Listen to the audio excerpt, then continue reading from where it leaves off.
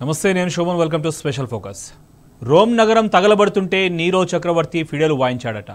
అభినవ నీరో చక్రవర్తిని తలపిస్తున్న తెలంగాణ సీఎం రేవంత్ రెడ్డి మాత్రం ఓ అడుగు ముందుకేశాడు. తెలంగాణలో రేవంత్ రెడ్డి ఏడాది పాలన చూస్తే రోమ్ చక్రవర్తి కాస్త బెటర్ అనిపిస్తుంది. ఎందుకంటే రోమ్ నగరం తగలబడుతుంటే నీరో చక్రవర్తి ఫిడేలు వాయించడమేమో, సీఎం రేవంత్ రెడ్డి మాత్రం తెలంగాణను తగలబెడుతూ సంబురాలు చేసుకుంటున్నాడు. కాంగ్రెస్ సర్కారు చేస్తున్న విజయోత్సవ సభలే ఇందుకు నిదర్శనం. యావత్ తెలంగాణ గోసపడుతూ ఉంటే రేవంత్ రెడ్డి మాత్రం సంబరాల రాంబాబు అవతారమెత్తాడు. విధ్వంస పాలనకు అసలెందుకు ఈ విజయోత్సవ సంబురాలు? Let's watch this special focus.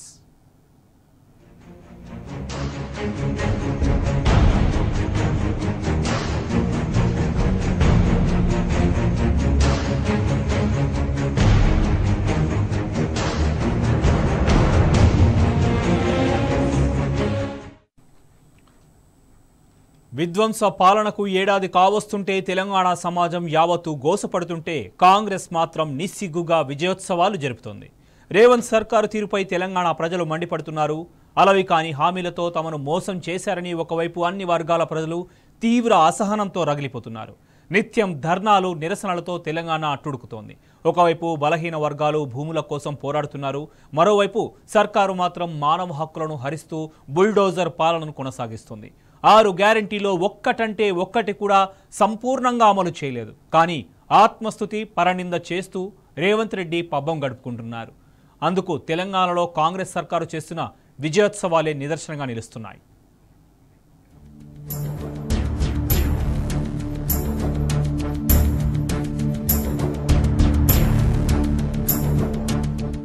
Assembly ఎన్నికలకు ముందు ప్రజలను బురిడి కొట్టించేందుకు కాంగ్రెస్ పార్టీ మార్కు రాజకీయం చేసింది. 6 హామీలు, ఉచిత బస్సు పథకం, 2 లక్షల వరకు రుణమాఫీ అని ప్రకటించింది. దాంతో జనాలు తమ వైపు మళ్లేందుకు చక్కగా వ్యూహరచన చేసింది.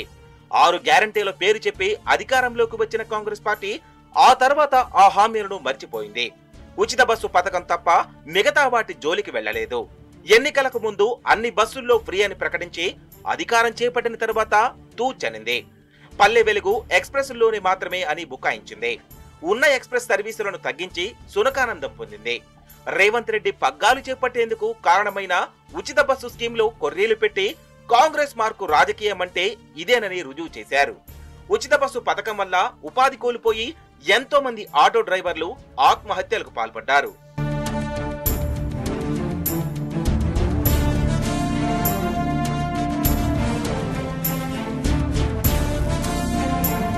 మాకెందుకంటే ఈ మహాలక్ష్మి పథకం పెట్టిన తర్వాత మా ఆటో కార్మికులకు, మా ఆటో అన్నలకు జీవనోపాధి లేకుండా పోయింది. ఆటోలు కిరాయి లేక కుటుంబాలు రోడ్ల మీద పడే పరిస్థితి వస్తుంది. దానికి తోడుగా ఇవాళ వచ్చిన ఆట నడవలేక వాళ్ళు కిరాయిలు కట్టుకోలేక, ఫైనాన్సులు కట్టుకోలేక ఇవాళ ఆటోలు అమ్ముకుంటున్నారు. వాళ్ళు ఆత్మహత్యలకు పాల్పడుతున్నారు. ఆ ఆత్మహత్యలు చేసుకున్న ఆటో కార్మికులకు ఏదైతే మీరు ఎక్స్గ్రేసియా ఇస్తా అన్నారో ఆ 25 లక్షల ఎక్స్గ్రేసియా ఇవ్వమంటున్నాము. మాకు సంవత్సరానికి ఇస్తా అన్న 12,000 భృతి ఇవ్వమంటున్నాము. ఇవాళ మీరు కళ్ళబొల్లి మాటలు చెప్పి మా ఆటో కార్మికుల మీద పొట్టగొట్టే ప్రయత్నం చేస్తున్నారు. రేవంత్ సీఎం గా బాధ్యతలు చేపట్టి ఏడాది కావస్తోంది. 13 హామీలిచ్చి చేతులు దులుపుకున్నారు. నింగికి నిచ్చెన వేసి గొప్పగా ప్రచారం మాత్రం చేసుకున్నారు. సంక్షేమ పాలసీ అంటే మరిచిపోయే పరిస్థితిని తీసుకొచ్చారు. విద్యా పాలసీ ఊసేలేదు. ఉపాధి పాలసీ గురించి ప్రస్తావన లేదు. హెల్త్ పాలసీని పట్టించుకునే నాదుడే లేడు. గత 10 ఏళ్లలో వైద్య రంగానికి బీఆర్ఎస్ అధిక ప్రాధాన్యమిచ్చింది. Health care సెంటర్లను నెలకొల్పింది. సిటీలో బస్తీ దవాఖానాలు ఏర్పాటు చేసి పేదలకు నాణ్యమైన వైద్యం అందించింది. కాంగ్రెస్ పాలనలో పేదలను పట్టించుకునే నాదుడే లేడు. రాష్ట్ర అభివృద్ధి కోసం స్పష్టమైన విధానం లేదు. జనాలనే కాదు ప్రతిపక్షాల గొంతు నొక్కుతోంది. ప్రభుత్వ తప్పిదాలను బయట పెడితే చాలు తప్పుడు కేసులు పెడుతూ భయభ్రాంతులకు గురి చేస్తుంది. ఏ ఒక్కరిని వదలకుండా వేధింపులకు గురి చేస్తోంది.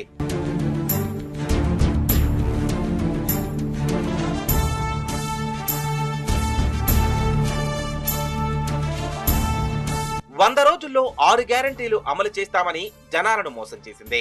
తొలి కేబినెట్ సమావేశంలో గ్యారంటీలను అమలు చేస్తామని ఆశలు రేకెత్తించారు. చేతల్లో అమలు కాలేదు. తరువాత డెడ్ లైన్ల పేరుతో కొత్త పల్లవి అందుకున్నారు. అన్నదాతలను రేవంత్ సర్కార్ నట్టెట ముంచింది. 2 లక్షల రుణమాఫీ పేరుతో నమ్మక ద్రోహానికి పాల్పడింది. లోన్ మాఫీ కోసం రైతులు చెప్పులరిగేలా బ్యాంకుల చుట్టూ తిరిగారు. అయినా ఎలాంటి ప్రయోజనం లేదు. తీసుకున్న రుణం మాఫీ కాక కొత్త లోన్ రాక అరిగోస పడుతున్నారు. 11 నెలల కాలంలో రేవంత్ ఎందుకు చేసిందేంటి అని గుర్తు చేసుకుంటే ప్రతిపక్షాలను ఉరికించి కొడతానని చెప్పడం, బీఆర్ఎస్ పార్టీపై విషం కక్కడం, గులాబీ నేతలపై దాడులు చేస్తామని ప్రకటించడం, తెలంగాణ తీసుకొచ్చిన కేసీఆర్ఏ లక్ష్యంగా విమర్శలు చేయడం, కనీసం వయసుకు గౌరవం ఇవ్వకుండా పరుష పదజాలంతో దూషించి రేవంత్ రెడ్డి తన శాడిజాన్ని బయటపెట్టారు. ఇక మూసీ పేరుతో కొత్త రాజకీయాలకు తెరతీశారు. మూసీ సుందరీకరణ పేరుతో అక్కడున్న వారిని మెడపట్టి బయటకు పంపిస్తున్నారు. హైడ్రా పేరుతో సామాన్యుల గుండెల్లో రైలు పరిగెత్తిస్తున్నారు. ఎప్పుడు ఏ క్షణాన ఎక్కడి నుంచి హైడ్రా బుల్డోజర్ వస్తాయోనని జనం ప్రాణాలు అరచేతిలో పెట్టుకొని ఉంటున్నారు. 11 నెలల రేవంత్ సర్కార్ చేసిన విధ్వంసం అంతా ఇంత కాదు. దీంతో రాష్ట్రాభివృద్ధి 100 ఏళ్లు వెనక్కి వెళ్ళింది. గత ప్రభుత్వ హయాంలో రాష్ట్రం స్వర్ణయుగాన్ని తలపిస్తే ఇప్పుడు దగాపడ్డ తెలంగాణ కళ్లకు కనిపిస్తోంది. కేసీఆర్ ముందు చూపుతో 9.5 ఏళ్లు రాష్ట్రం అభివృద్ధిలో పరుగులు పెట్టింది. సంక్షేమంలో ఆకాశమంతా ఎత్తుకెళ్లింది. విద్యకు అధిక ప్రాధాన్యమిచ్చింది. వైద్యం గురించి ప్రత్యేకంగా చెప్పాల్సిన అవసరం లేదు. ఉపాధికి పెద్దపీట వేసింది. విద్యుత్ రంగాన్ని సమూలంగా ప్రక్షాళన చేసింది. రైతులకు నిరంతరం నాణ్యమైన కరెంట్ ఇచ్చింది. వ్యవసాయ రంగంలో సమూల మార్పులకు శ్రీకారం చుట్టింది. కేసీఆర్ ప్రవేశపెట్టిన రుణమాఫీ పథకాన్ని కేంద్ర ప్రభుత్వం కాపీ కొట్టింది. పీఎం కిసాన్ సమ్మాన్ పథకం ప్రవేశపెట్టింది. అన్ని రంగాల్లో తెలంగాణ రాష్ట్రాన్ని నెంబర్ 1 గా నిలిపారు కేసీఆర్.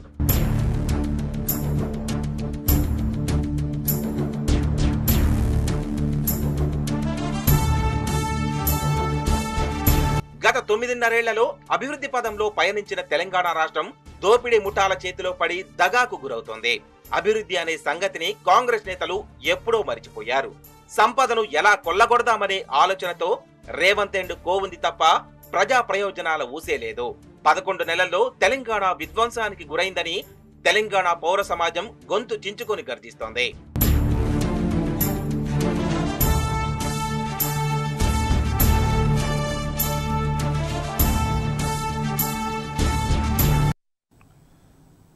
ఏడాది కాంగ్రెస్ సర్కారు పాలనపై యావత్ తెలంగాణ మరలబడుతుంది. దశాబ్ద కాలంలో ప్రగతి కాంతులు విరజిమ్మిన రాష్ట్రం కాంగ్రెస్ గద్దెనెక్కిన ఏడాదికే ఆగమైపోయింది. మతి తప్పిన రాజకీయాలతో పాలన గతి తప్పింది. అలవి కాని హామీలతో ప్రజలను మాయ చేసిన రేవంత్ రెడ్డి గద్దెనెక్కిన తరువాత అసలు రంగు బయటపెట్టారు. సంక్షేమానికి తూట్లు పొడిచి అభివృద్ధికి పాతరేశారు. నిరుపేదల చదువుకు భవిత లేకుండా పోయింది. సాగు సంక్షోభంలో పడింది. ప్రగతి ప్రమాదంలో కూరుకుపోయింది. ఇందిరమ్మ రాజ్యం అంటే నిర్బంధమని బోధపడింది. తెలంగాణ ప్రజలు దిక్కులేని పక్షుల్లా విలవిల్లాడుతున్నారు. తమ భూములు కాపాడుకునేందుకు కోసం గిరిజనులు ఢిల్లీలో మొరపెట్టుకుంటున్నారు. సమస్యలు పట్టించుకునే నాథుడే లేడు. ఏడాది కాంగ్రెస్ పాలనలో తెలంగాణ ప్రజలు నరక యాతన పడుతున్నారు.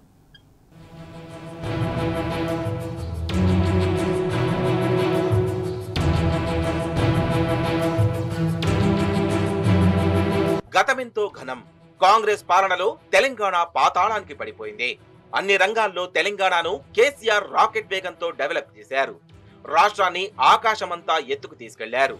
ప్రతి ఒక్క రంగం అద్భుతం సృష్టించింది. తెలంగాణ అభివృద్ధిని యావత్ దేశం చూసింది. ఇతర రాష్ట్రాలకు ఆదర్శంగా నిలిచింది. కొత్త రాష్ట్ర అభివృద్ధిని చూసి మేధావులే ఆశ్చర్యపోయిన సందర్భాలున్నాయి.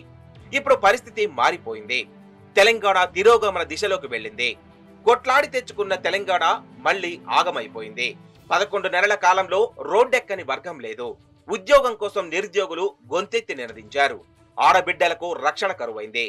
సెక్యూరిటీ లేదని రోడ్డెక్కి ధర్నా చేయాల్సిన గతి తీసుకొచ్చింది.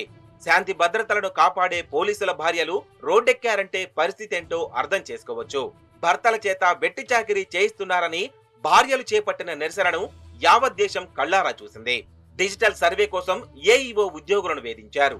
సర్వే వద్దు మొర్రో అనే పరిస్థితి ఏర్పడింది. రక్షణ లేదని జర్నలిస్టులు ఆందోళనకు దిగారంటే రేవంత్ పాలన ఏ విధంగా ఉందో తెలుసుకోవచ్చు. 4th ఎస్టేట్ గా పరిగణిస్తున్న జర్నలిస్టుల భావస్వేచ్ఛను రేవంత్ సర్కార్ హరించి వేసింది.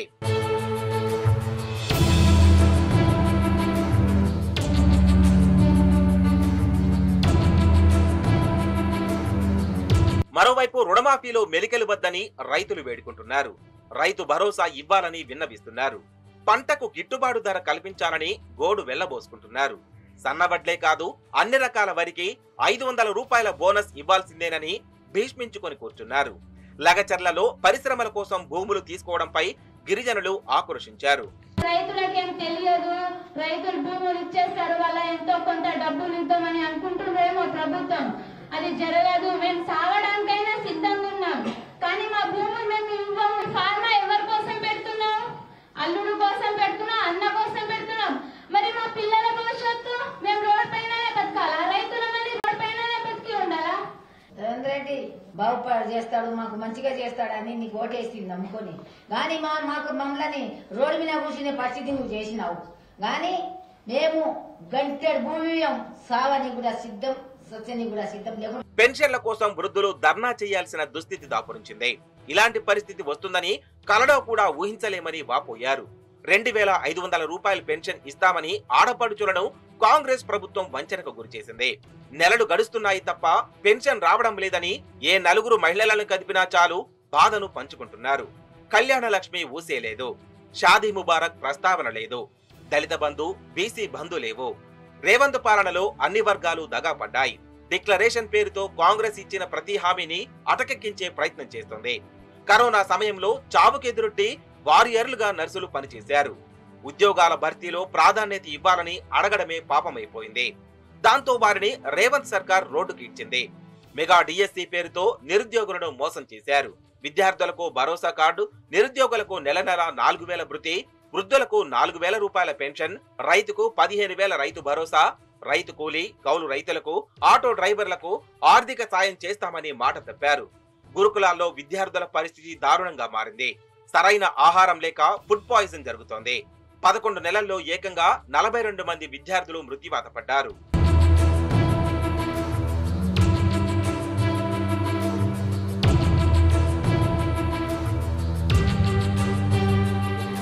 రేవంత్ పాలనలో రైతులకు తిప్పలు తప్పడం లేదు. రాష్ట్రంలో అన్నదాతల ఆత్మహత్యలు పెరిగాయి. రుణమాఫీ కాక అప్పుల భారం పెరిగింది. రైతు భరోసా వస్తే కనీసం విత్తనాలు, ఎరువులు, పురుగు మందులు, కూలీల ఖర్చులకు పనికొస్తాయని భావించారు.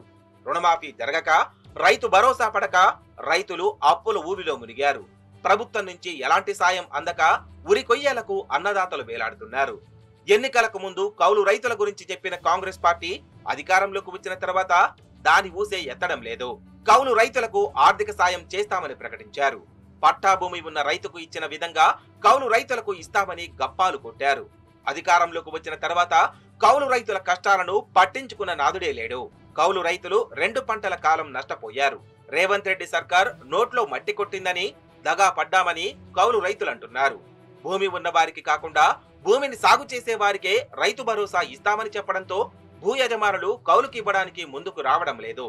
దీంతో రాష్ట్రంలో 44 లక్షల కౌలు రైతులకు చేసేందుకు భూమి లేక రోడ్డున పడ్డారు.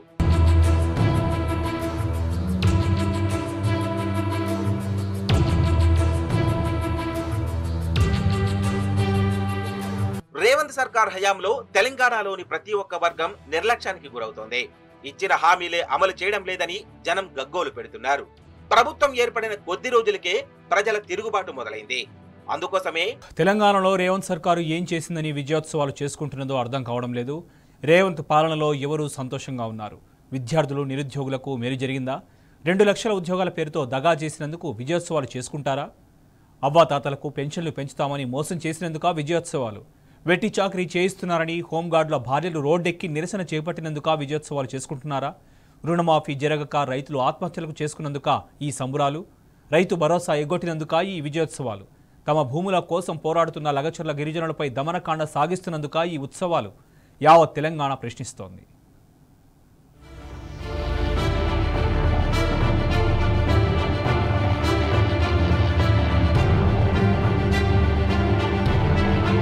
బీఆర్ఎస్ హయాంలో తెలంగాణ స్వర్ణయుగాన్ని తలపించింది. మిషన్ కాకతీయతో రాష్ట్రంలో 40,000 చెరువులు నిండాయి. మండు టెండలో మత్తళ్లు దూకాయి. వాగులు గలగల పారాయి. ఇప్పుడు ఆ పరిస్థితి లేదు.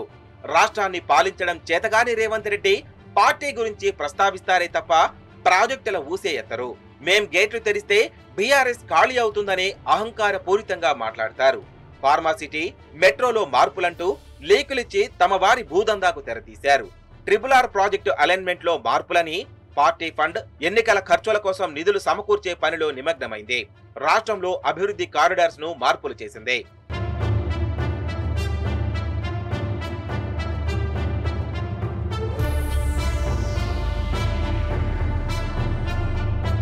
హామీల అమలుపై రేవంత్ రెడ్డి మాట తప్పారు. డెడ్ లైన్ ముగియడంతో చివరికి దేవుళ్లపై ఒట్టని కొత్త మోసానికి తెరతీశారు.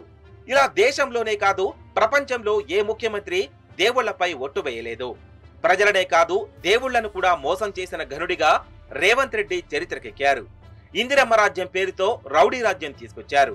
నిజానికి ఇందిరా హయాంలోనే పౌర హక్కులను కాలరాశారు. దేశంలో ఎమర్జెన్సీ విధించి చెడ్డ పేరు తీసుకొచ్చారు. చెట్టు ఒకటైతే విత్తనం మరొకటవుతుందా అన్నట్టు రేవంత్ అండ్కు రెచ్చిపోతున్నారు. రాష్ట్రంలో కాంగ్రెస్ సర్కార్ అప్రకటిత ఎమర్జెన్సీ అమలు చేస్తోంది. హైదరాబాద్ లో 144 సెక్షన్ అమలు చేస్తోంది. ఇందిరా పార్క్ లో ఆంక్షలు విధించింది. ట్యాంక్ బండుపై గల అంబేద్కర్ విగ్రహం చుట్టూ గోడలు కట్టే ప్రయత్నం చేస్తోంది. సచివాలయాన్ని పోలీస్ వలయంగా మార్చేశారు. కంచెలు బద్దలు కొడతామని ప్రగల్భాలు పలికారు. కొత్త కంచెలు ఏర్పాటు చేసి కాంగ్రెస్ మార్కు బుద్ధిని చూపించారు. గన్ పార్క్ ను నిషేధిత ప్రాంతంగా మార్చేశారు. అమరుల స్తూపాన్ని పోలీసుల వలయంలో నిర్బంధించారు. తెలంగాణ ఉద్యమకారుడు బలిదశ ఉద్యమానికి రూపకర్త సాయిబాబా మృతదేహాన్ని అమరుల స్తూపం వద్ద పెట్టడానికి ప్రభుత్వం అనుమతి ఇవ్వలేదంటే రేవంత్ సర్కార్ వైఖరేంటో అర్థం చేసుకోవచ్చు.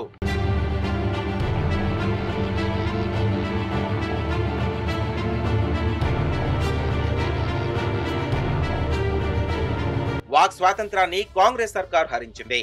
సచివాలయంలో జర్నలిస్టులపై ఆ పార్టీ ఎమ్మెల్యేలు దాడికి తెగబడ్డారు.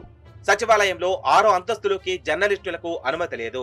సచివాలయంలో మీడియా ప్రతినిధులపై మంత్రులు, ఎమ్మెల్యేలు బెదిరింపులకు తెగబడుతున్నారు.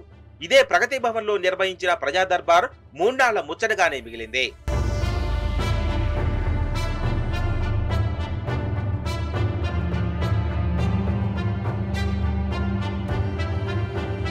నిరుద్యోగుల నోట్లో కాంగ్రెస్ సర్కార్ మట్టి కొట్టింది. ఉద్యోగాలు భర్తీ చేస్తామని ప్రకటించి ఆశలపై నీళ్లు చల్లింది. ఉద్యోగాలు భర్తీ చేసే వరకు నిరుద్యోగ భృతి ఇస్తామని మేనిఫెస్టోలో పెట్టింది. ఎన్నికల ప్రచారంలో కాంగ్రెస్ నేతలు వాగ్దానాలు చేశారు. అధికారంలోకి వచ్చిన తర్వాత ఉద్యోగాల భర్తీపై కాలయాపన చేస్తున్నారు. దీంతో నిరుద్యోగులు ఆత్మహత్యలు చేసుకుంటున్నారు. మెగా డిఎస్సితో పాటు 2 లక్షల ఉద్యోగాలు భర్తీ చేస్తామని నమ్మబలికారు. నిరుద్యోగులకు ప్రభుత్వ ఉద్యోగాలు ఇవ్వడం సాధ్యం కాదని మంత్రులు కుండబద్దలు కొట్టారు. అటు నిరుద్యోగ భృతిపై కాంగ్రెస్ మాట మార్చింది. నిరుద్యోగుల భావోద్వేగాలపై ఆటాడుకుంది. ఎన్నికల్లో ఓట్లుగా మార్చుకుంది. ఎన్నికల్లో నిరుద్యోగ భృతి ఇస్తామని చెప్పలేదని అసెంబ్లీ సాక్షిగా డిప్యూటీ సీఎం భట్టి విక్రమార్క ప్రకటించి నిరుద్యోగుల పొట్టగొట్టారు. నిరుద్యోగ భృతి ఇచ్చేది లేదని యువతను నయవంచన చేశారు. ఉద్యోగం వచ్చే వరకు నిరుద్యోగులకు నిరుద్యోగ భృతి ఇస్తామని మేనిఫెస్టోలో పెట్టలేదని బుకాయించారు. జీవో 46 వల్ల నష్టపోయిన ఉద్యోగార్థులు ప్రజాభవన్ ముట్టడించారు. ప్రభుత్వంపై తిరుగుబాటుకు నిరుద్యోగులు సన్నద్ధమవుతున్నారు. ఇందిరా పార్క్ లో నిరుద్యోగులు ధర్నాలు చేస్తుంటే వారిని బలవంతంగా పోలీసులు ఈడ్చుకెళ్లారు.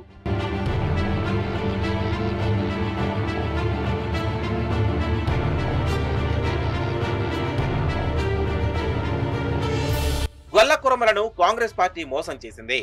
స్కీమ్ కొనసాగిస్తుందని నమ్మించి నట్టడి ముంచింది. అధికారంలోకి వచ్చిన వెంటనే 2వ విడత గొర్రెల పెంపకం చేస్తామని తడిగుడ్డతో గొంతు కోసింది. ఇప్పటికీ గొర్రెల పంపకం గురించి కాంగ్రెస్ సర్కార్ మాట్లాడడం లేదు. వెరసి ఎన్నికల ముందుకు డీడీ కట్టిన వారికి కూడా పంపిణీ చేయలేదు. ఇప్పుడు వారందరిపై వడ్డీకి భారం పడింది.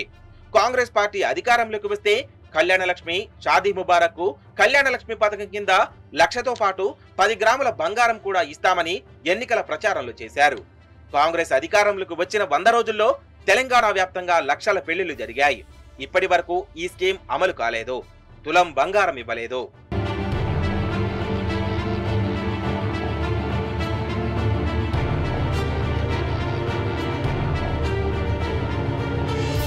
రాష్ట్రంలో మిషన్ భగీరథతో ప్రతి ఇంటికి సురక్షితమైన మంచినీరిస్తే 10 ఏళ్ల తర్వాత రాష్ట్రంలో మళ్లీ తాగునీటి కరువును కాంగ్రెస్ పార్టీ తీసుకొచ్చింది.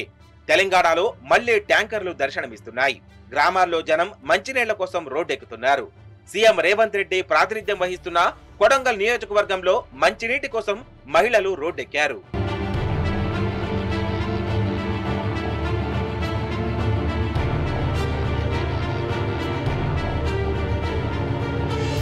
రేవంత్ రెడ్డి సర్కార్ విధ్వంస పాలన కొనసాగుతోంది. మూసీ సుందరీకరణ, అక్రమ కట్టడాల పేరుతో పేదల ఇళ్లు కాంగ్రెస్ ప్రభుత్వం కూల్చుతోంది. దీంతో లక్షల కుటుంబాలు నిర్వాసితులవుతున్నాయి. మూసీ జన్మస్థలం దామగుండంలో నేవీ రాడార్ స్టేషన్ కోసం 1000 ఎకరాల భూమిని కేంద్ర ప్రభుత్వానికి ఇచ్చారు. వేలాది చెట్లను నరికి హైదరాబాద్ కు ఆక్సిజన్ గా ఉన్న పచ్చని అడవిని రేవంత్ రెడ్డి తన స్వప్రయోజనాల కోసం తాకట్టు పెట్టారు. నల్గొండలో అదానీ సిమెంట్ ఫ్యాక్టరీ కోసం ప్రజల జీవితాలను రిస్కులో పెట్టారు. ఆదిలాబాద్ లో ఇథనాల్ కంపెనీ కోసం భూములు అక్రమంగా గుంజుకునే ప్రయత్నం చేస్తున్నారు. సీఎం రేవంత్ సొంత నియోజకవర్గం లగచర్లలో ఫార్మా కంపెనీ కోసం తన సొంత ప్రజల భూములు బలవంతంగా గుంజుకుంటూ వారి జీవితాలను విధ్వంసం చేస్తున్నారు.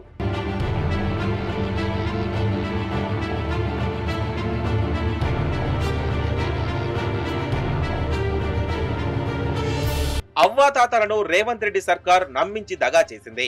ఒంటరి మహిళలను, వికలాంగులను ఢోకా చేసింది. వృద్ధులకు ఇస్తామని 4000 పింఛన్ ఇవ్వడం లేదు. వికలాంగులకు ఇస్తామన్న 6000 ఇవ్వకుండా కాంగ్రెస్ ద్రోహం చేసింది.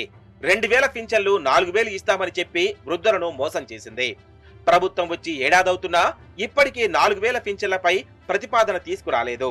డిసెంబర్ నుంచే పెంచిన పింఛన్ ఇస్తామన్నప్పటికీ ఇవ్వలేదు.